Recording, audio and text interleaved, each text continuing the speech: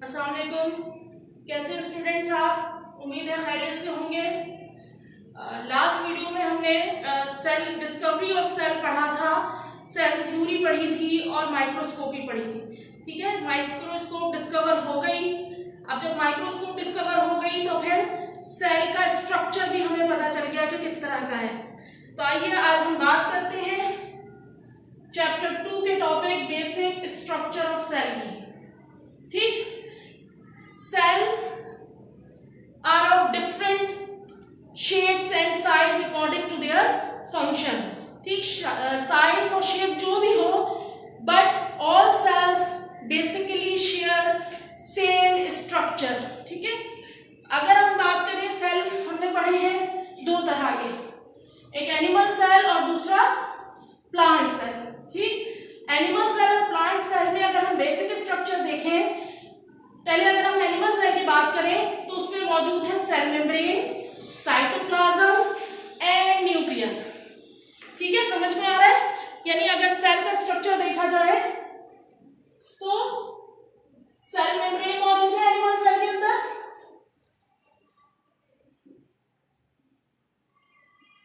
Centre में cytoplasm मौजूद है और यहां सेंटर में जो है वो क्या मौजूद है? न्यूक्लियस। ठीक है, ये बेसिक स्ट्रक्चर है किसका? एनिमल सेल का। समझ में आ रही है आपके बात? एनिमल सेल की अगर हम बात कर रहे हैं तो उसमें cell membrane, cytoplasm, nucleus, cell membrane, cytoplasm और न्यूक्लियस मौजूद है। प्लांट सेल की बात करें तो उसमें भी सेल मेम्ब्रेन, साइटोप्लाज्म और न्यूक्लियस मौजूद है, लेकिन इसके अलावा एक और चीज आपको यहां नजर आ रही है, सेल वॉल। यही बेसिक स्ट्रक्चर है, cell membrane, cytoplasm, nucleus, but cell membrane surrounded by another membrane known as cell wall। यहां आपको डिफरेंस भी नजर आ गया एनिमल और प्लांट सेल का कि बेसिक स्ट्रक्चर जो है वो cell membrane, cytoplasm and nucleus. ठीक, प्लांट सेल के अंदर एक और मेम्ब्रेन है जिसने सेल मेम्ब्रेन को सराउंड किया हुआ है, जिसको हमने क्या कहा है? Cell wall. ठीक, समझ में आ गया? अब हम बात करें साइटोप्लाज्म की अगर, तो साइटोप्लाज्म बेसिकली कंपोज होता है दो चीजों से मिलकर, एक लिक्विड पोर्शन और दूसरा ग्रैन्युलर पोर्शन। ठीक है, लिक्विड पोर्शन को हम साइटोसोल कहते हैं और ग्रैन्युलर पोर्शन जो है वो बनता है सेल ऑर्गेनेलीज से मिलकर, या साइटोप्लाज्मिक ऑर्गेनेलीज से मिलकर। ठीक, तो ये ऑर्गेनेलीज जो है वो दो डिफरेंट टाइप्स की होती हैं। एक वो जो मेम्ब्रेन बाउंडेड ऑर्गेनेलीज कहलाती है, ठीक है, और दूसरी वो जो नॉन मेम्ब्रेन बाउंडेड ऑर्गेनेलीज कहलाती है। मेम्ब्रेन बाउंडेड ऑर्गेनेलीज में क्या क्या शामिल है? Endoplasmic reticulum, mitochondria and Golgi bodies. ठीक, और वो ऑर्गेनेलीज जिनके गिर्द मेम्ब्रेन मौजूद नहीं होती वो कौन सी है? Ribosome, centriole and vacuole. ये मैं बात कर रही हूं किसकी? Animal cell. ठीक, प्लांट सेल में अगर हम देखें तो प्लांट सेल के अंदर भी साइटोप्लाज्म में दो तरह के ऑर्गेनेलीज मौजूद हैं, membrane bounded organelles and non membrane bounded organelles. Membrane bounded organelles में शामिल है जिस तरह प्लांट एनिमल सेल में थे endoplasmic reticulum, mitochondria and Golgi bodies, साथ में एक और इजाफी ऑर्गेनेली मौजूद है जिसको कहा जा रहा है प्लास्टिड। ठीक, नॉन मेम्ब्रेन बाउंडेड ऑर्गेनेलीज में उसी तरह से जिस तरह एनिमल में था राइबोसोम मौजूद है, सेंट्रियोल जो है वो हायर प्लांट में मौजूद नहीं होता। ठीक, बस ये एक डिफरेंस है। उसके बाद वैक्यूल, ये नॉन मेम्ब्रेन बाउंडेड ऑर्गेनेलीज हैं जो किसमें मौजूद है? प्लांट सेल में। अब इस पूरे मैप से आपको समझ में आ गया होगा कि तमाम सेल में बेसिक स्ट्रक्चर जो है वो सेम होता है, सिर्फ एनिमल प्लांट में चंद चीजों का फर्क आपको नजर आया। एक सेल वॉल, ठीक है, जो प्लांट सेल में इजाफी था, दूसरा साइटोप्लाज्म के अंदर प्लास्टिड्स जो कि एक इजाफी चीज थी। बाकी तकरीबन तमाम चीजें जो है वो सेम है। ठीक, आइए इन तमाम बेसिक पार्ट्स को जो है एक एक करके डिस्कस करते हैं। चलिए अब हम बात करते हैं सबसे पहला पार्ट सेल का, सेल वॉल। ठीक है, इसकी cell wall. What is cell wall?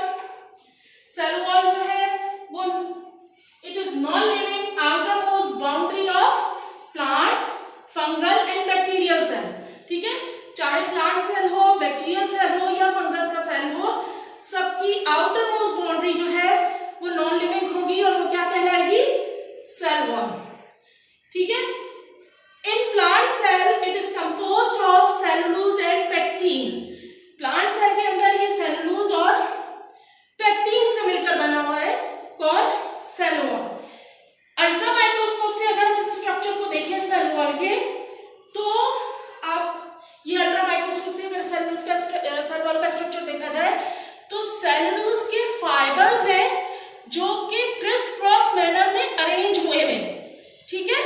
और ये क्रिस क्रॉस मैनर में ये फाइबर्स इस तरह अरेंज है, इस तरह सेट है, आपस में जुड़े हुए हैं कैल्शियम पेक्टेट के साथ, जो कि एक तरह का सीमेंटिंग मटेरियल है जिसको पेक्टिन कहा जाता है।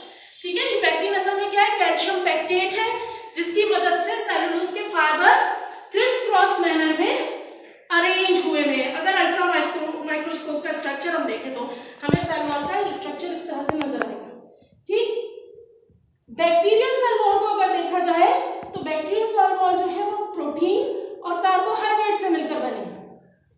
फंगल सेल वॉल का स्ट्रक्चर अगर हम देखें या इसकी कंपोजिशन देखें तो वो बनता है सेलुलोज एंड काइटिन से मिलकर। समझ में आ गई बात? और प्लांट सेल में सेल वॉल की अगर थिकनेस देखी जाए तो वो थिकनेस जो है वो वेरी करती है डिफरेंट सेल में डिफरेंट तरीके से। ठीक है। यानी हर सेल में इसकी जो थिकनेस है वो मुख्तलिफ हो सकती है। और plant cell wall composed of 3 layers. Cell wall 3 layers से मिलकर बनती है। सबसे पहली है प्राइमरी वॉल। क्या कहलाती है? प्राइमरी वॉल, जो कि फर्स्ट वॉल है, कंपोज्ड होती है सेलुलोज एंड पेक्टिन से। दूसरी है सेकेंडरी वॉल। सेकेंडरी वॉल जो है वो एक और केमिकल मटेरियल है लिग्निन, जिससे मिलकर बनी है। ठीक है। समझ में आ गई बात? लिग्निन से बनी है सेकेंडरी वॉल। टर्शियरी वॉल जो है वो समटाइम्स मौजूद होती है, कभी नहीं भी होती। ठीक। इसके अलावा एक और वॉल है जिसको हम मिडिल लेमेला कहते हैं। It is formed between the primary wall of neighbouring cells composed of calcium and magnesium pectate. यानी अगर आप स्ट्रक्चर देखें, यहाँ पर सेल वॉल का स्ट्रक्चर अगर आप देखेंगे तो ये आपको 2 सेल नजर आ रहे हैं। ठीक है। ये फर्स्ट लेयर है जिसको सेल वॉल की, ये प्राइमरी वॉल कहलाती है। ये सेकेंडरी वॉल है। ठीक है। अंदर जो है वो प्लाज्मा मेम्ब्रेन मौजूद है। इसी तरह ये दूसरा सेल है, ये प्राइमरी वॉल है। ठीक है। ये सेकेंडरी वॉल है और ये जो है वो प्लाज्मा मेम्ब्रेन है। तो 2 नेबरिंग सेल यानी 2 बराबर के सेल के दरमियान में एक मटेरियल मौजूद होता है, एक लाइन, जिसकी वजह से ये दोनों सेल मौजूद है। इनके दरमियान में एक और लेयर है जिसको क्या कहा जाता है? Middle lamella. 2 नेबरिंग सेल के प्राइमरी वॉल इसकी और एक प्राइमरी वॉल इसकी, इसके दरमियान में जो लेयर मौजूद है that is called middle lamella. समझ में आ गई बात आपकी? कि इस तरह से सेल वॉल जो है वो कंपोज्ड हुई primary wall, secondary wall, sometime tertiary wall और मिडिल लेमेला से मिलकर। ठीक। ये आपको सेल प्लांट सेल नजर आ रहा है। इसकी आउटर मोस्ट बाउंड्री जो है वो क्या कहलाएगी? Cell wall. समझ में आ गई बात? ये सेल वॉल है, फिर सेल मेम्ब्रेन आएगी, फिर साइटोप्लाज्म आएगा, जो इंशाल्लाह ताला एक एक करके हम डिस्कस करेंगे। ठीक। समझ में आ गई बात? अगर हम सेल वॉल के फंक्शन की बात करें तो सेल वॉल का फंक्शन क्या होगा? Provide protection and support to the cell. Outermost layer है, यकीनन वो उसकी प्रोटेक्शन भी कर रही है, उसको सपोर्ट भी दे रही है, किसको? सेल को। और साथ साथ गिव डेफिनेट शेप। आउटर किसी भी चीज की आउटर मोस्ट बाउंड्री हमेशा उस चीज को क्या देती है? शेप देती है। इसके अलावा perform the function of transport material from outside to inside और वाइस वर्सा। यानी जो मटेरियल ट्रांसपोर्ट होते होंगे सेल के अंदर या सेल के बाहर, वो भी फंक्शन वो परफॉर्म करती है। कौन? Cell wall. That's why it is called permeable in nature. Permeable की मीनिंग आपको समझ में आते हैं? हमारे पास मेम्ब्रेन 3 तरह की होती है, एक परमिएबल, दूसरी इम्परमिएबल, तीसरी सेमी परमिएबल। ठीक है। इम्परमिएबल वो मेम्ब्रेन जिसमें से कुछ भी नहीं पास हो सकता, सेमी परमिएबल वो जिसमें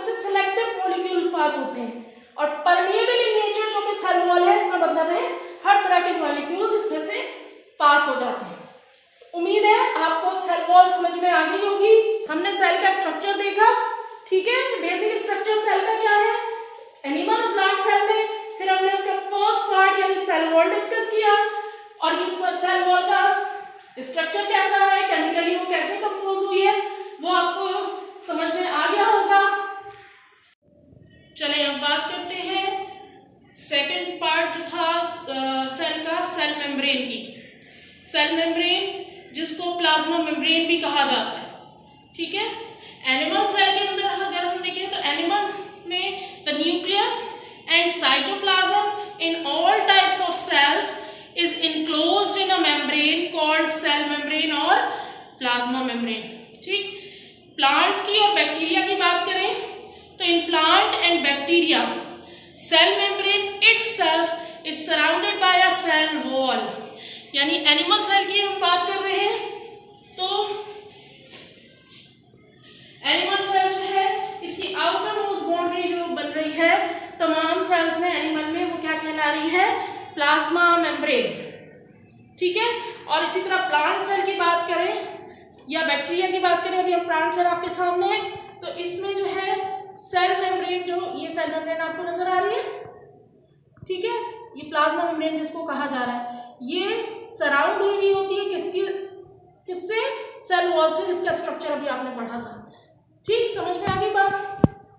फंक्शन अगर हम सेल मेम्ब्रेन और प्लाज्मा मेम्ब्रेन जिसको हम कहते हैं उसका देखें तो फंक्शन क्या है, it regulate selective movement of molecules, so it is called selectively permeable membrane.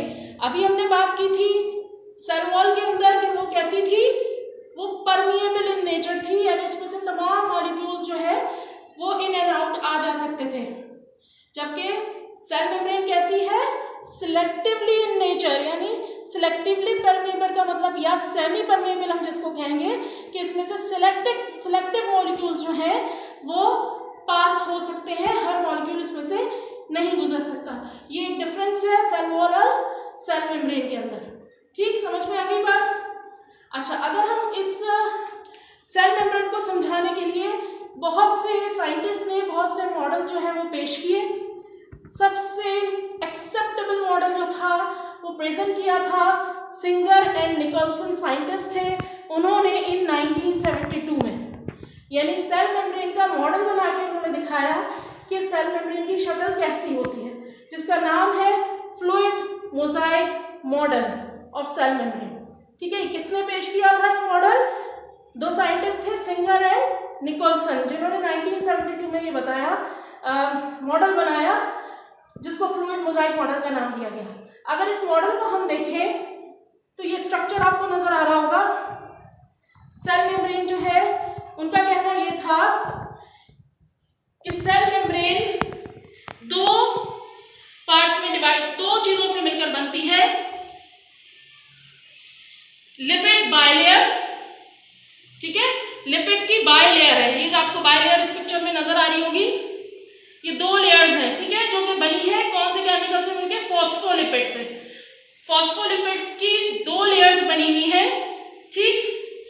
और इसका काम क्या है, retain as a core of cell membrane, ठीक है, एक आउटर बाउंड्री कोर बनाना, एक सरफेस बनाना है किसका, सेल मेम्ब्रेन, ठीक। और दूसरी चीज जो है उसमें मौजूद है प्रोटीन मॉलिक्यूल्स, ठीक है। ये प्रोटीन मॉलिक्यूल्स जो है ये इस तरह से उसमें है जैसे फ्लोट कर रहे हैं, फ्लोट लाइक अ आइसबर्ग। जैसे आपने समंदर में देखा होगा कि जब बर्फ के बड़े बड़े तोते जब गिरते हैं और पानी के ऊपर तैर रहे होते हैं, तो समझे वो समंदर का पानी जो है वो फॉस्फोलिपिड है और वो जो आइसबर्ग है वो प्रोटीन मॉलिक्यूल है। कुछ इमेजिन किया आपने कि किस तरह से जो है स्ट्रक्चर आएगा, बिल्कुल ऐसा ही स्ट्रक्चर जो है ये आप देखें, ये पूरा जो है फॉस्फोलिपिड बना हुआ है, फॉस्फोलिपिड की बाइलेयर है, दो लेयर्स है जिनमें ये आपको प्रोटीन मॉलिक्यूल्स जो है वो तैरते हुए नजर आ रहे हैं। लग रहा है इस तरह से जैसे समंदर के ऊपर कोई बर्फ का टुकड़ा तैर रहा होता है, ठीक है। उन्होंने इस तरह से बना के जो है वो समझाया, float like a iceberg and proteins occur as a mosaic. तो वो जो प्रोटीन के मॉलिक्यूल जो तैर रहे हैं जस्ट लाइक अ आइसबर्ग, उन्होंने उसको मोजाइक का नाम दिया, ठीक है। तो इसलिए इस मॉडल का नाम रखा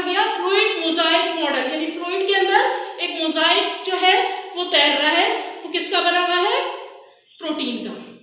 समझ में आ रही है बात? इसके अलावा अगर फंक्शन इस तरह से जो है वो सेल मेम्ब्रेन का स्ट्रक्चर जो है वो कंप्लीट होता है कि उन्होंने साइंटिस्ट ने इस तरह बना के समझाया कि किस तरह के सेल मेम्ब्रेन का स्ट्रक्चर है। अब फंक्शन की हमने बात की थी कि वो as a selectively permeable in nature होता है, यानी इसमें से सिलेक्टिव मॉलिक्यूल पास हो सकते हैं। एक और अगर एनिमल में बात करें तो एक और प्रोसेस अंजाम देते हैं सेल मेम्ब्रेन, वो क्या कहलाता है? एंडोसाइटोसिस। एंडोसाइटोसिस क्या है? The process of endocytosis occur in folding of cell membrane for taking materials in the form of vacuole, यानी वैक्यूल की फॉर्म में मटेरियल को अपनी बॉडी के अंदर लेना। जैसे यूनिसेलुलर ऑर्गेनिज्म होते हैं, फूड को अपनी बॉडी के अंदर किस तरह से ले रहे होते हैं, ये सेल मेम्ब्रेन कर रही होती है। जैसे आप ये देखिए यहाँ पे एंडोसाइटोसिस का प्रोसेस समझाने की कोशिश की गई है। ये जो है ये क्या है? सेल मेम्ब्रेन, ठीक है। और ये समझे एक मॉलिक्यूल है, एक मटेरियल मौजूद है यहाँ पे। इस मटेरियल को सेल मेम्ब्रेन को अपने अंदर लेना है या किसी यूनिसेलुलर ऑर्गेनिज्म को अपने अंदर लेना है, तो क्या करेंगे? वो इनफोल्डिंग्स बनाना शुरू करेंगे। ये आप देखिए सेल मेम्ब्रेन फोल्ड होना शुरू होती है, फिर उसके बाद मजीद फोल्ड हुई, इसने इस मटेरियल को अपने अंदर किया और आखिर में ये पूरा वैक्यूल की शक्ल में अपनी बॉडी के अंदर ले लिया और सेल मेम्ब्रेन पूरी जो है यहाँ से कंप्लीट हो गई। ये प्रोसेस जो है ये कहलाता है एंडोसाइटोसिस, जो कौन अंजाम दे रहा होता है? Cell membrane. ठीक है, समझ में आ गई बात?